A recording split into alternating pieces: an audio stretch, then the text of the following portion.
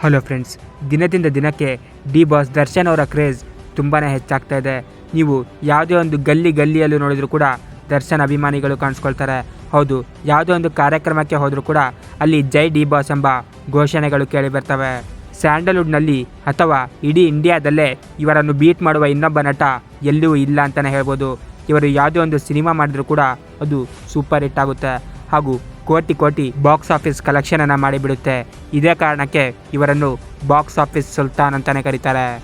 D boss ಅವರು ಯಾರಿಗೂ ಕೂಡ ಭಯ ಪಡಲ್ಲ. ತಮಗೆ ಅನಿಸಿದ್ದನ್ನು ನೇರವಾಗಿಯೇ ಹೇಳಿಬಿಡ್ತಾರೆ. ಎಷ್ಟೇ ಕಾಂಟ್ರವರ್ಸಿಗಳು ಎದುರಾದರೂ ಕೂಡ ಅವರು ಕೇರ್ ಮಾಡಲ್ಲ. ಇಂದಿಗೂ ಕೂಡ ಇವರನ್ನು ಬೀಟ್ ಮಾಡುವ ಇನ್ನೊಬ್ಬ ನಟ ಇಲ್ಲವೇ ಇಲ್ಲ ಅಂತಲೇ ಹೇಳ್ಬೋದು. ಇದು ಡಿ ಬಾಸ್ ಅವರ ತಾಕತ್ತು ಅಂತಲೇ ಹೇಳ್ಬೋದು. ಇತ್ತೀಚೆಗೆ ಒಂದು ವೇದಿಕೆ ಮೇಲೆ ಕಾಂತಾರ ಚಿತ್ರದ ಬಗ್ಗೆ ರಿಷಬ್ ಶೆಟ್ಟಿ ಅವರು ಮಾತಾಡ್ತಾ ಇರ್ತಾರೆ. ಆಗ ಅವರ ಕ್ರೇಜ್ ಬಗ್ಗೆ ಮಾತನಾಡುತ್ತಾ ರಿಷಬ್ ಶೆಟ್ಟಿ ಅವರು ಒಂದು ಮಾತನ್ನು ಹೇಳ್ತಾರೆ.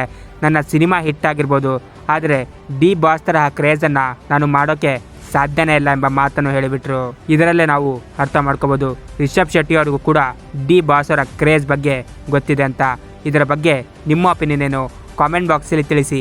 ಹಾಗೂ ನೀವು ಕೂಡ ಡಿ ಬಾಸ್ ಅಭಿಮಾನಿಯಾಗಿದ್ದರೆ ಸಬ್ಸ್ಕ್ರೈಬ್ ಮಾಡಿ. Thank you.